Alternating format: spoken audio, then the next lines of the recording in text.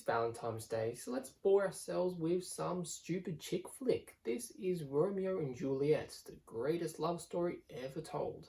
So the movie starts off with this newscast, and I don't get it. It's just too flashy, there's music playing, but it sounds rather sad about two lovers who commit suicide. Why? Well, I guess we'll have to wait and see. Now that the fake news broadcast is over, let's check out the characters. Now this is a character introduction. So first we see Juliet's side of the family. There's cranky dad, there's the mother, and now we get to see Romeo's side of the family. But what about Romeo and Juliet themselves? We don't get to see them at all in here. Just a bunch of police officers, some Paul Rudd lookalike, and who?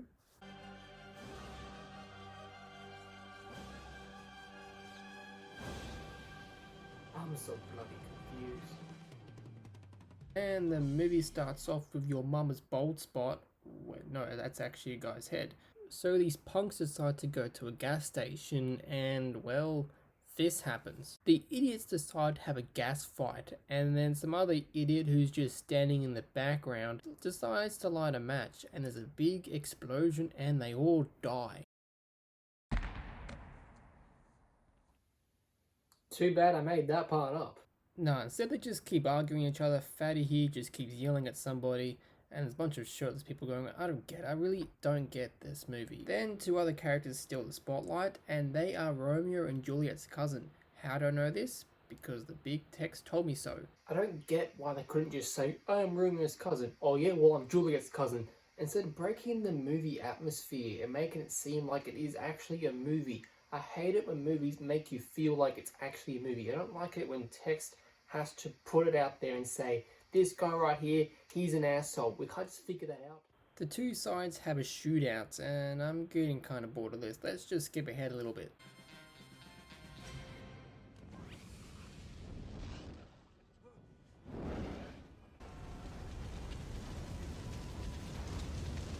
Okay, so there really was a gas explosion.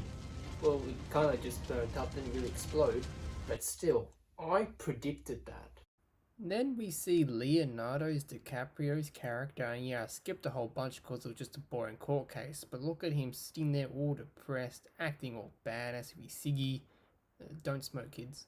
Him and his cousin have a bit of a chat, and then, ew! Then we get to finally see Juliet's side, and I don't know, is she trying to drown herself or something? Anyway, there's this crazy old bat of a lady who just screams.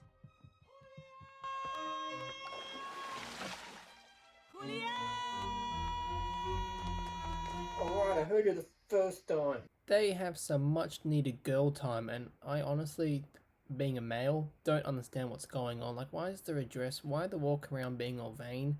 I don't get it. Let's just skip to, I don't know, the party scene.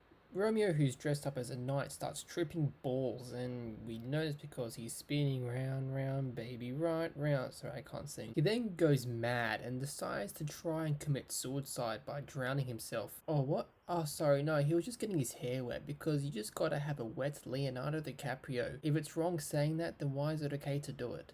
Leonardo DiCaprio then breaks character. He's completely mesmerized by these fish because he's never seen fish before, you know, dying in Titanic and all.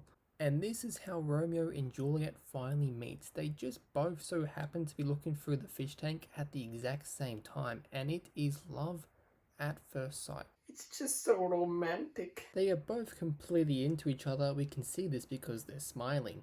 But then this cranky bat shows up again, completely cock-blocking our two characters. He drags Juliet away and Romeo follows, and then this dude from before sees Romeo, and I don't know, I think he wants to bash him or something, but that's not really my problem, so moving on. Some time passes and our two heroes finally catch up to each other and start to make out with each other in the elevator.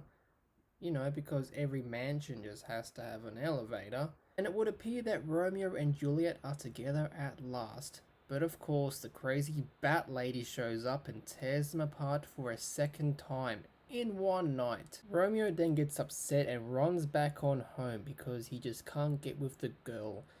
Oh no, hang on, he was just sneaking around the house. Never mind. He sneaks on back to where the pool is, and the sensor lights go off because you just gotta have those. So now he's scared and he starts talking to himself. I don't get it, he's gone crazy. Rise, fair sun, and kill the envious moon, who's already sick and pale with grief that thou, her maid, art far more fair than she. Why dost thou have to speak so stupidly? Just say you love her, for crying out loud. I don't need to hear this ranting. Juliet then comes on out and they both have a PG-13 swimming lesson. I don't really get it now. Let's just skip ahead again to some other cool stuff. Romeo and Juliet then get married, and this just means all out war between the two sides and their cousins. Why? I don't know. So some characters decide to give Juliet some kind of drug that puts her to sleep. No, it doesn't kill her, it actually just puts her to sleep, just so people think she's dead, so then Romeo and Juliet can be together at last without any harassment. It's a good plan and all, except for the fact that they didn't fill Romeo on the memo. Well, they tried to, but he didn't quite get the letter. So when he hears the news that Juliet is dead, he goes absolutely berserk again, and then tries to pay some fat O for sex. Oh, sorry, no, he's trying to buy the drugs off him, sorry, couldn't quite tell. So now Romeo has his own little drug that will actually kill him, thus putting him out of his misery and hopefully putting Romeo and Juliet together at last in heaven, I guess.